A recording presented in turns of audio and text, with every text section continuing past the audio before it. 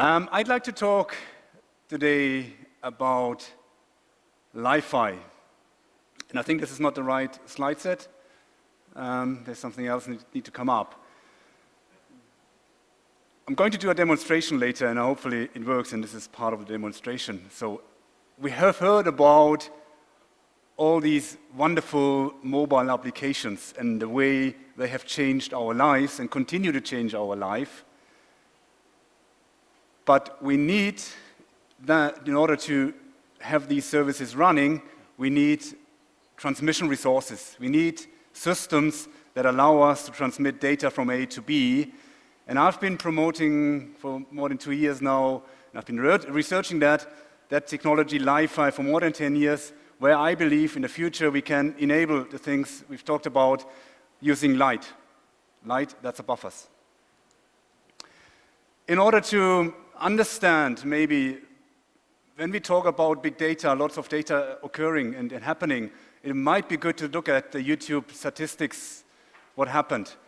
In 2011 alone, there were 140 clicks on YouTube websites per person on this planet. Over 1 trillion. There's every minute 3 days of video content uploaded to YouTube. Every minute. There's been more mobile data video generated in 1 month nowadays than in all 3 major US networks in the last 60 years. And guess what? 20% of that traffic comes from your wonderful smartphones. And Korea is at the heart of smartphone developments, at the heart of this technology. 25% of that traffic comes from these devices. And the video internet is growing at a rate of about 50%, the compound annual growth rate. So what does that mean? What's the consequences? And I use a slide by my colleagues from Cisco where they forecast the data sent through mobile networks in the next few years. And this is the slide to your left. What we see is what we expect, and this is maybe even faster than this if you take the Internet of Things into account, is an next exponential growth of data in the next coming years.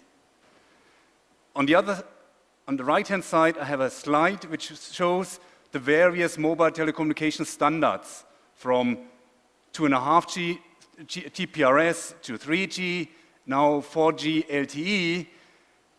This is what is on the x-axis. On the y-axis is the efficiency. That tells us this number, don't worry about the units. The number on the y-axis tells us how efficient we use radio frequency spectrum. Although we have increased the efficiency tremendously from 0.03 to about 1.5, but the sad thing is, despite these tremendous technological developments in the technology, in wireless communications like MIMO, COMP, and so on, we see a saturation trend. And if you then try to map these two trends, exponential growth, saturating efficiency, we run into what we call a spectrum crunch. There is a problem emerging. And that problem we call a spectrum crisis. So that we, as a society, as many societies around the world, have to tackle this spectrum crisis in order to enable the wonderful things ahead of us. So how do we do that? And as often in life, I believe the solutions are often very simple. There are 2 solutions in my view. One is we find new spectrum. And the second is we use the existing spectrum more efficiently. So make radio base station cell sizes smaller and smaller. But that comes with a disadvantage, because the smaller the cell, the more interference, the more investment, the more infrastructure, and so on and so on. So let us look at the first alternative, new spectrum. And this is maybe the bit where some creativity may come into play. We always think straight and linear, but in creativity means throwing away what you know, throwing away what you delearn. That is creativity. So throw away what we have, look at the entire electromagnetic spectrum, for example. Not just look at the radio frequency spectrum between 0 and 10 gigahertz, which is commonly used for cellular communication. Look what's out there. There's infrared, there is the visible light, there is the ultraviolet light, X-rays, gamma rays. Maybe at one point in time, people have their wireless communications with X-rays and gamma rays. Who knows? Not foreseeable at the moment because of the health issues. But look at the middle. Look at the middle part. There is this huge spectrum range in the visible light spectrum. And look at the very first part of the diagram between 0 and 30 gigahertz, where we have all these high frequency to super high frequency bands. And all our communication systems, military, defense, commercial, everything, GPS, everything is crammed in this little corner to the left of you. It's all in there. But there's 10,000 times more visible light spectrum. And it's free, it's unregulated, it's safe, it's available. You're just illuminated by the visible light spectrum. That's why you can see me and I can see you. So why don't we use that for communication purposes? Why not? There's namely the second revolution where also Korea has big play in is LED lighting, light-emitting diodes.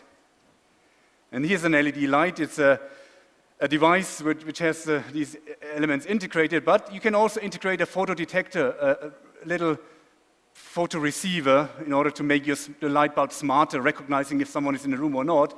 But these receivers, sensors, can also be used to receive data.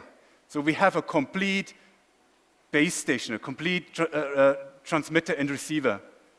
And we call that, in my TED Talk 2011, I called it Li-Fi, light fidelity. And we have now achieved in our lab from these non-laser incoherent lights 3.5 gigabit per second. 3.5 gigabit per second per color. You know that white light can be created by red, green, blue. You have 3 channels, 3 times 3.5. You have excess of 10 gigabit potentially from a light bulb.